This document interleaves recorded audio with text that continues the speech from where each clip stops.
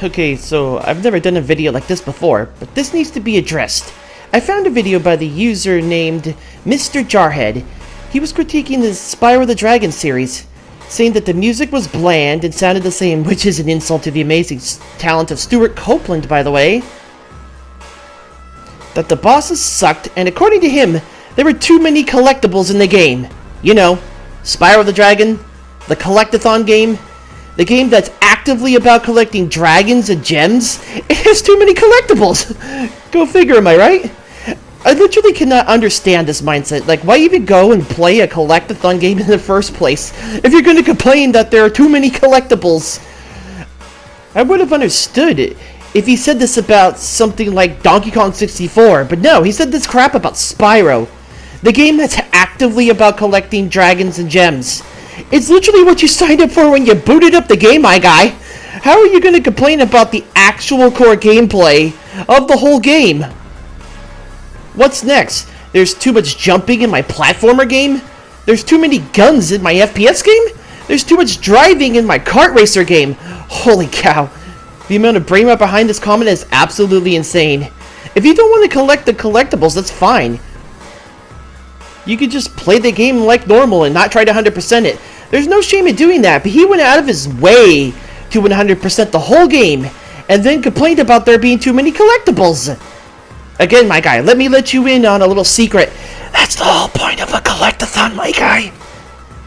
I don't want to drive this to the point of him getting harassed or anything, but to literally complain about the core aspect of the game, isn't that a little redundant?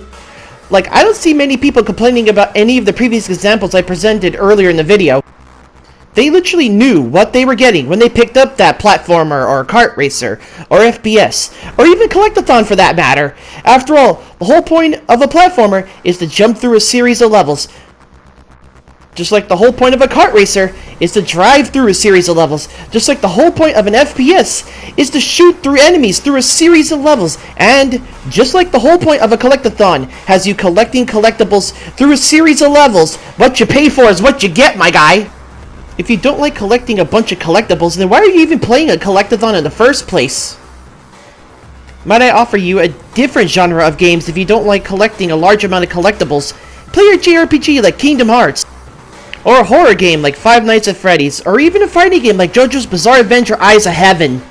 But don't go into a genre of game like a collectathon and then complain that there are too many collectibles when collecting those collectibles is a core aspect of the game. It's totally understandable if collecting collectibles in a collectathon game isn't for you. Nothing wrong with that. If you don't like an aspect of a game, why are you even bothering to play it in the first place? You know? Like, why even force yourself through an aspect of the game you know you're already gonna hate? Like, aren't you gonna stress yourself out? I just wanted to bring this comment to your attention because this is a solid example of what's wrong with gaming nowadays. Too many complaints about a core aspect of the game, which tells developers that you didn't even want this type of game in the first place. This was the main reason why the Crash Bandicoot series and the Spyro the Dragon series went into their experimental phase. Too many clashing opinions and people not knowing or understanding what made the games popular in the first place. It's these types of comments that sent both of the series into hiatus that one series is still currently in with seemingly no end in sight. So if there's too much jumping in your platformer, or there's too many collectibles in your collectathon, then this series most likely isn't for you. Also, sorry if it seems like I'm raging or ranting or hating on the original YouTuber that said this.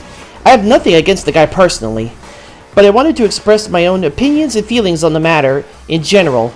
I see too many comments complaining about core gameplay aspects, and I just wanted to address it because, like I said, it's these types of things that sends a series spiraling out of control because game developers don't have a clue about where their fans want them to take the series.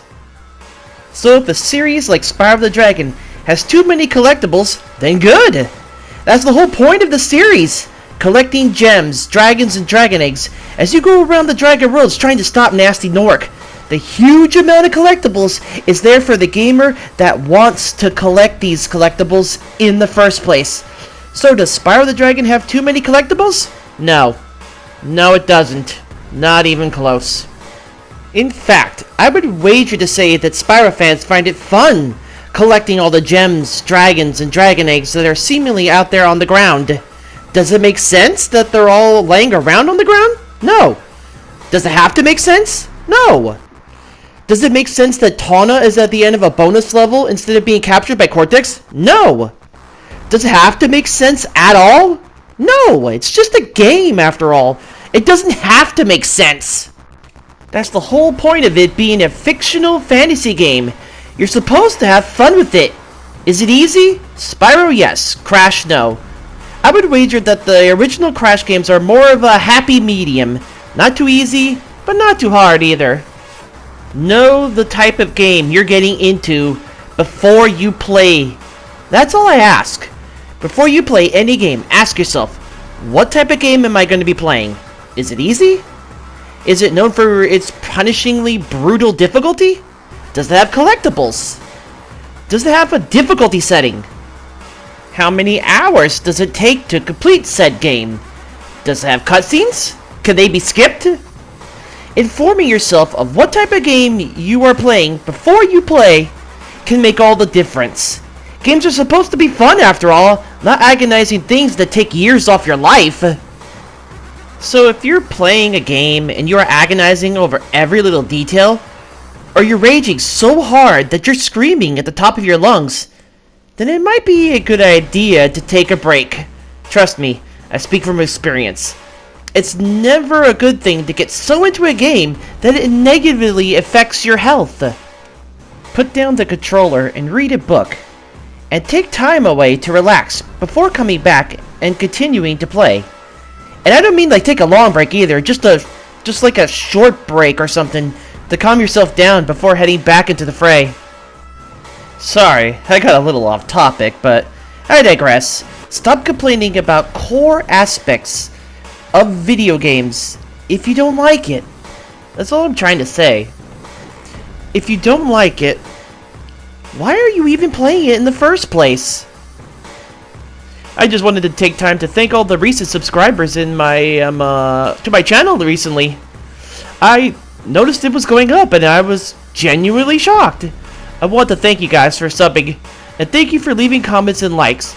And if you want more of these types of videos, leave a like. And in the comment, let me know what type of stuff you're into. And if you want a series to continue that hasn't been on the fray for a bit, but it's still in there in my playlists, ask for it. Leave a comment. I do have a Twitter/X platform too to request it from. I listen and read through every single comment that you guys leave. I like to interact with my audience at least.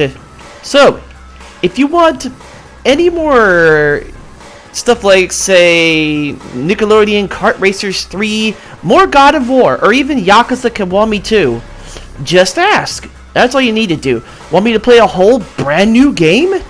As long as it's on my platform, I'll do it. There's really nothing wrong with requesting games or requesting a prior series to return.